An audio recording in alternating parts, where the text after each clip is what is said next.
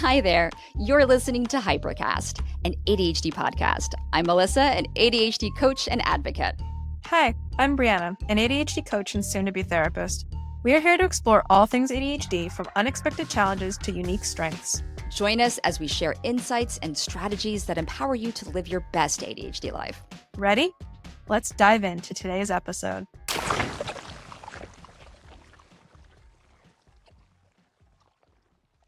Hello, and welcome to Hypercast. Hi, welcome back to Hypercast. And today's topic is ADHD and creativity. ADHD and creativity. Why is it important, Melissa? Tell me. Most people I have met with ADHD are incredibly creative. Creativity, I think a lot of people may think it means specifically artistic, but it could also mean conceptually creative. We're out-of-the-box thinkers. Why do you think it's important, Brianna? That's very interesting. My first thoughts when it came to creativity was definitely not artistic. It was definitely in terms of scientific invention. But I guess that's my bias there. Why do I think it's important? Yeah. Great question. I think that a lot of the stereotypes surrounding ADHD are that it is a disability. We cannot deny that, but that it's all bad, that there's no good sides of it. And there are quite a few upsides. And one of the ones that constantly gets referred back to is this creativity, this out-of-the-box thinking, this innovation. And that stems directly from some of our symptoms, which is impulsivity and like the distractibility, the chaotic mind, like all of that comes to creativity and original thinking, original thought. So if we were able to challenge stereotypes, promote inclusivity, remove some of the stigma around that, encourage like self-acceptance, and just understand that ADHD doesn't have to be all bad and that there are actually strengths that come from it. And if we talk specifically about creativity, there are huge strengths that can come from that. From the science side, how does ADHD influence creativity? Great question. So the studies that I have found about ADHD and creativity, like all say that people with ADHD outperform non-ADHDers in terms of creativity. But specifically, what? Conceptual expansion. So we are really great at connecting the dots between things. If you've ever had a conversation with an ADHDer and they're jumping from polar bears to Santa Claus to outer space to dance parties, you know, like the 1980s rebellions or whatever. I'm not sure there's actually any rebellions in the 1980s. My point is, we are so good at taking one point and connecting it to a million different thoughts. Because our brains are just going that fast. We're making all these connections way faster than a neurotypical. Yeah. So that's point one in terms of creativity. We just think real fast and make enormous connections that a neurotypical may never think of. Realistically, they just might not have the capability in their brain to make that kind of connection. Yeah. And then the other point that leads to creativity in the brain is we are able to overcome knowledge constraints. So if a neurotypical is taught to do something one way, they'll do it that way. Yeah. People with ADHD don't live in that box. We live in the, what if there was a different way to do this? I wonder if I could do it this way. Wouldn't it be interesting if I tried it like this and then it works? So that curiosity piece leads straight into the creativity. I think of the times when I'm happiest and most grounded. And funnily enough, those are the times when I feel like I'm pushing boundaries.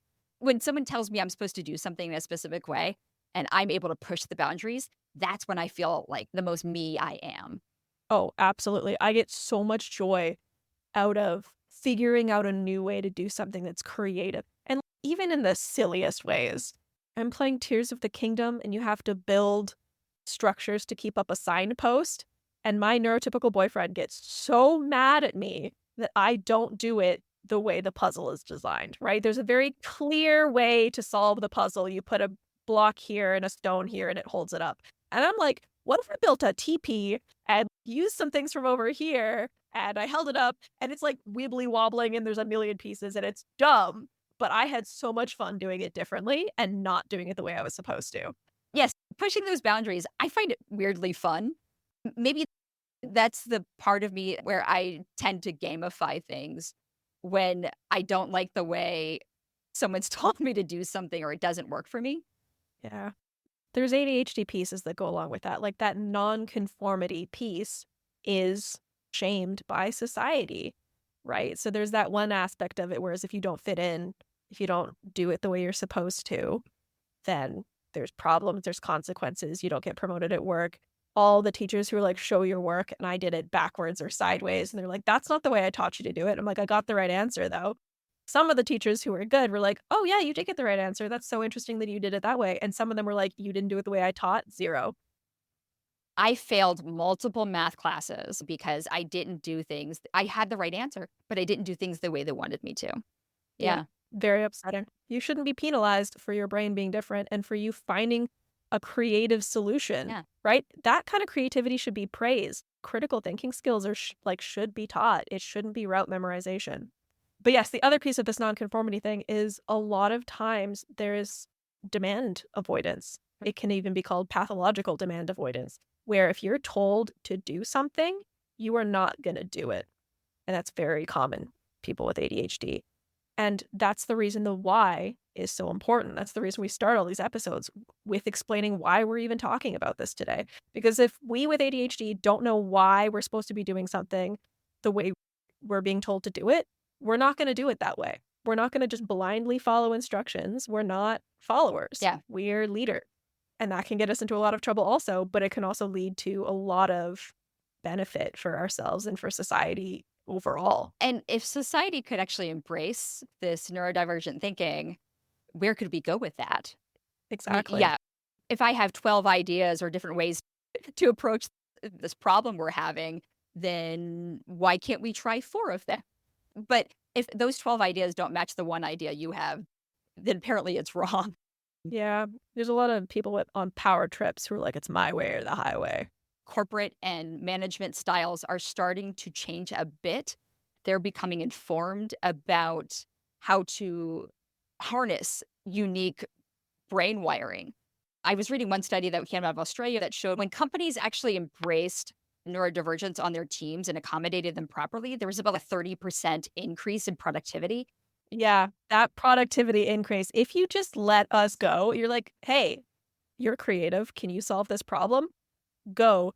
We are going to do the best job. We're going to be so creative. We're going to come up with a million solutions. Productivity goes way up if you just give us what we need in order to succeed and stop getting in our way.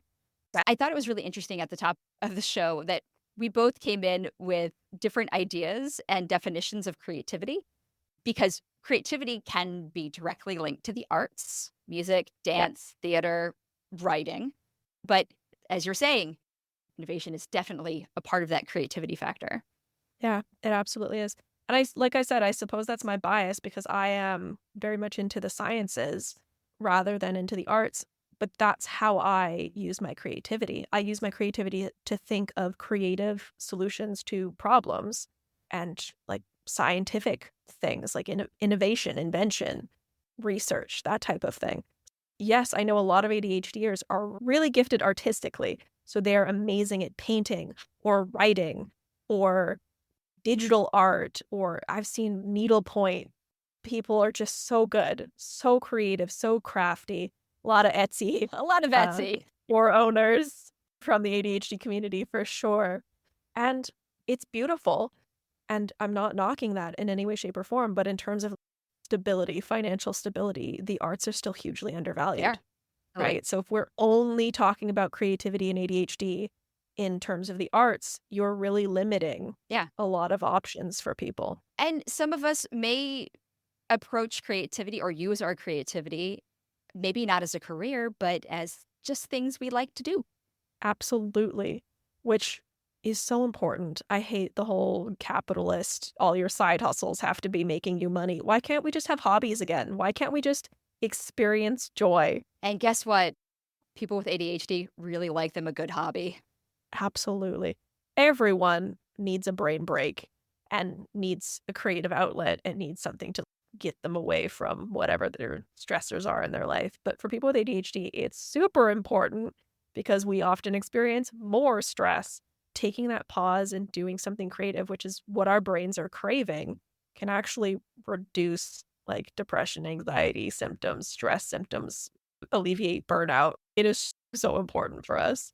What are your hobbies? What are your creative outlets outside of the everyday hustle? Let me think of some creative hobbies. I love to sing.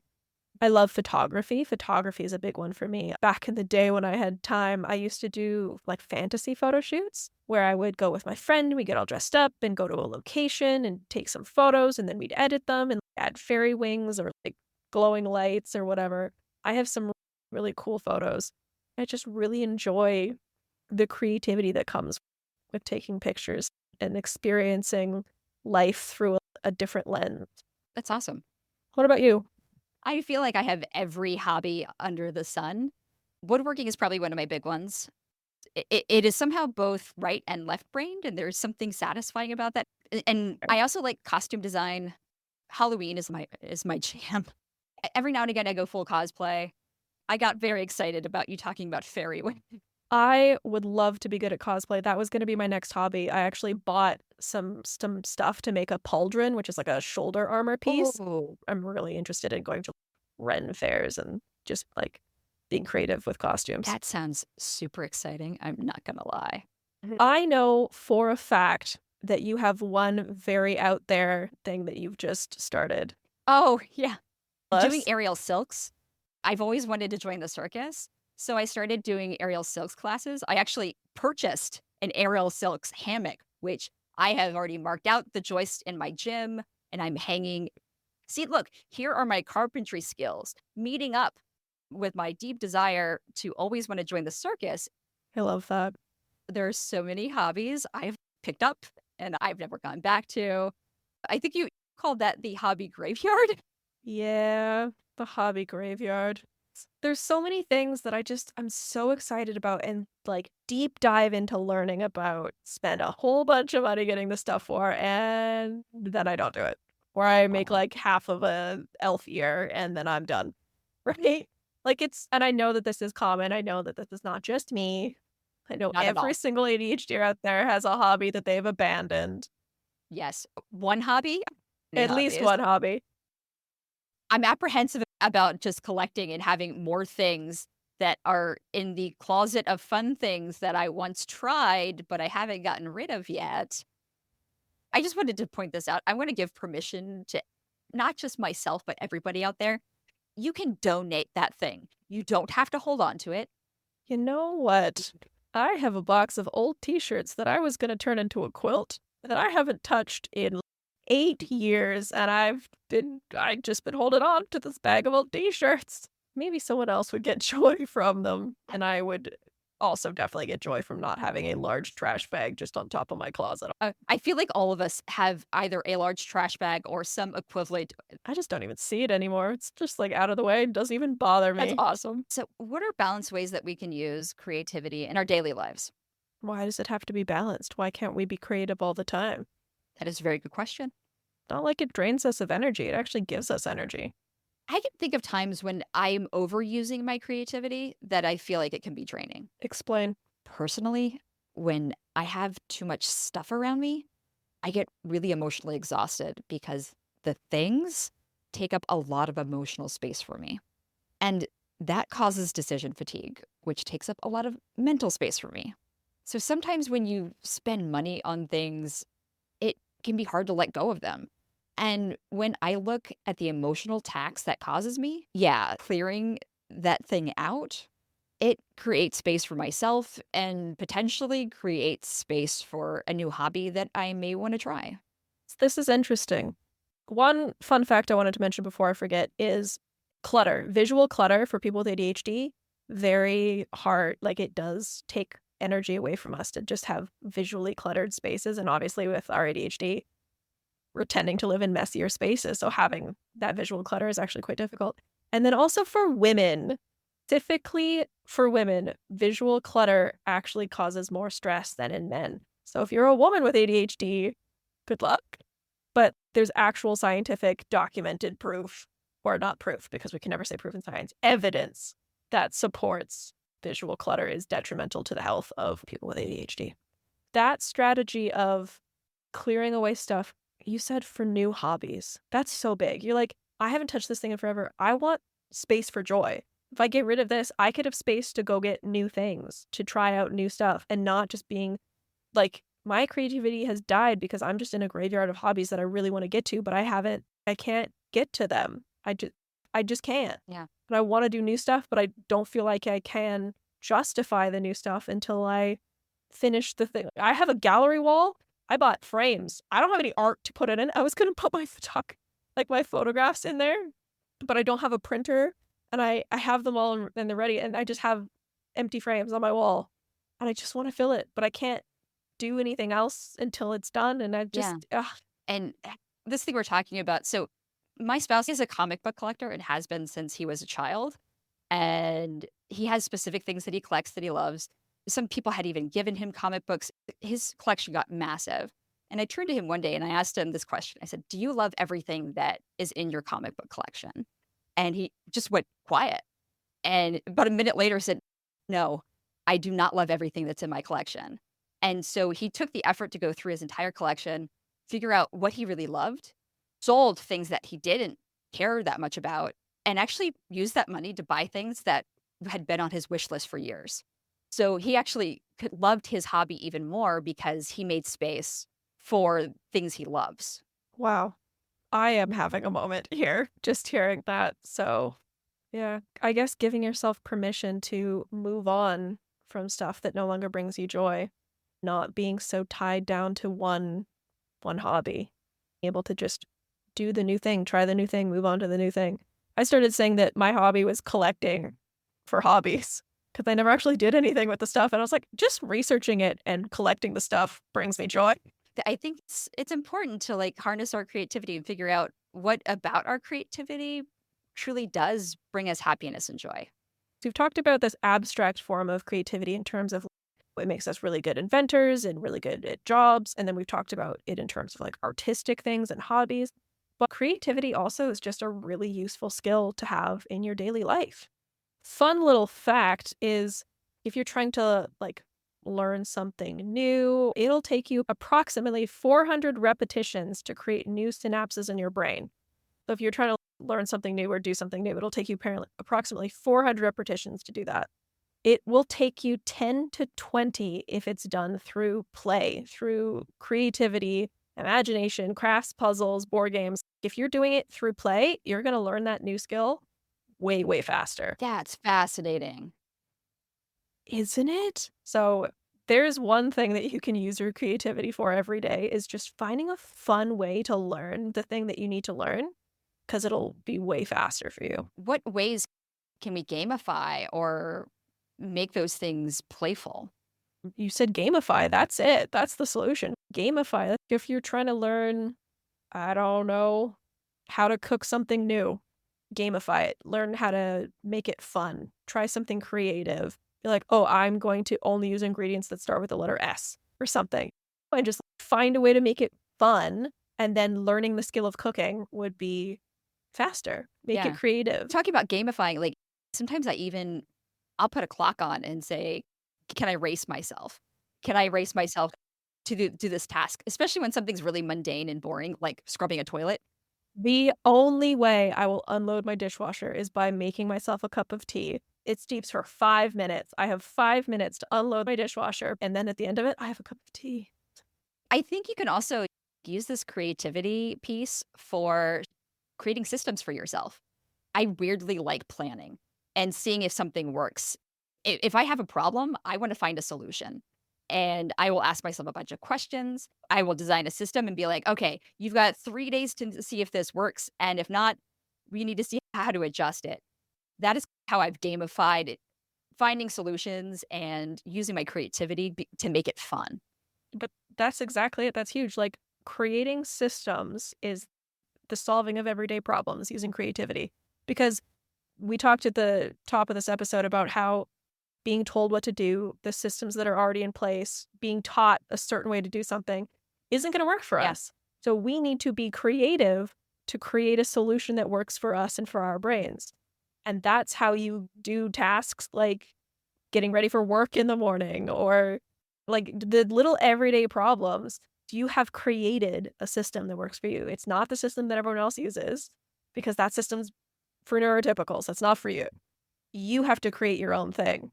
and creativity. It's all the words we're using, right? Yes. It's built into Um, everything. I feel like this also employs another strength that a lot of people with ADHD have, which is curiosity. We're very curious Mhm. about the world, and it opens up that part of the brain. That's the thing. It's the nonconformity. It's the breaking out of the structure of knowledge, like that curiosity of what else is out there is something that our brain, that is creativity. What else is out there is a creative thought. Do you ever find yourself having a bunch of creative projects that you're trying to balance and don't have time to do all of them? Like, I want to do aerial silks and I want to do woodworking, but making sure I finish a project sometimes I have to ask myself, is this a project I want to finish? And maybe I have to also ask myself, what's bringing me the most joy in this moment? Am I answering my own question here? I think you might Yeah. be, but I'll add to it because I think I see where you're going. Currently, I am so busy. I have no time for hobbies. So, what I have done is put creativity into the things that I'm already doing. So, Ooh. I'm a student. So, when I am writing papers for my classes, I will find a creative topic. I won't just do one of the rote ones. I find something that's really interesting to me, somehow fit it into the assignment criteria, and that's where I put my creativity out into the world because it's so important for me to be creative. But having a million projects on the go when I'm already so busy, it's just not possible for me right now. But in I don't want to just do these assignments and get them over with. I want them to be fun. I want them to be interesting for me. I want to use my creativity and make it for me rather than for someone else. I don't know if that relates. I think it does. It totally does because I think there's so many times in life where we go through a period of stress or a period where there are things that are very consuming that require us to be present for them. But what you're doing is you're utilizing your natural creativity and curiosity to make these things work for you. And that is an everyday life Mhm. strategy because we have these big projects that come up at like work or school or just life in general. Things happen where we have to deal with them and finding ways to be creative in approaching them is a way to actually make them a little bit easier for us to do instead of feel like such an intense drag. Absolutely. What have we talked about today? We've talked about ADHD and creativity. We've talked about it in terms of innovation, artistry, solutions. Our brains are better at creativity. Scientifically, evidence, we have it all. Our brains are better at creativity. We make connections faster. We don't have to fit into the conformity box of this is the way things have always been done. That's what allows us to be so innovative and to have all these interesting hobbies and like novelty seeking things. And we just become more interesting people as a result. And then we can use our own creativity to improve our Yeah. lives. Like the stuff we were just talking about at the end there in terms of using it to get schoolwork done, like me and my master's degree, or using it to get chores done in your house, or using it to learn a new skill. If you want to learn guitar and make it a game, gamify it. Or use it to create a system that makes your daily life simpler and easier for you. Yeah, Yeah. exactly. The key takeaway from this episode is to understand that ADHD can have some benefits too, right? It is a disability, but there are also some superpowers that come along with it. There is balance. It's not one or the other. So if you embrace the skills that your brain has and use them to your advantage, it'll be fun for you. It'll make your life easier. And don't let anyone tell you that you have to do things the way that you've been told to. You are allowed to use your creativity and break the mold, leave the conformity box, and be your own person and create. Absolutely. Yeah, and listeners, we'd love to know what your creative life solutions are. You can hit us up over on Instagram or on Facebook. Our information can be found in the show notes or on our website at hypercastpod.com. Yeah, we'd love to hear about your hobbies. If you have an Etsy business, hit us up. And if any of you have some active hobby swap thing going on, we'd love to hear about that. Absolutely. Yeah. Yeah. And then tell us about your, like, how you've used creativity to solve daily problems and set up some systems because maybe it'll spark something for someone else and you can help out a fellow ADHDer. Absolutely. If you're looking for more personalized help with ADHD, we offer coaching services to guide you on your journey. Check out our websites for more details and to book a free consultation. Brianna's website is understandingadhd.ca. Melissa's website is likemindcoaching.com. Thank you so much for joining us. Bye. All right. Bye-bye. Thanks for joining us on this episode of Hypercast. If you've enjoyed today's episode and want to stay connected, be sure to rate and subscribe. And check out the show notes for links to our social media and websites. Whether you're seeking practical tips, heartfelt stories, or just a sense of community, Hypercast is here for you. Remember, you're not alone in your ADHD journey. Together, we can navigate the highs and lows with courage and compassion. So until next time, take care, stay curious, and keep embracing your unique neurodiversity. Catch you on the next episode of Hypercast.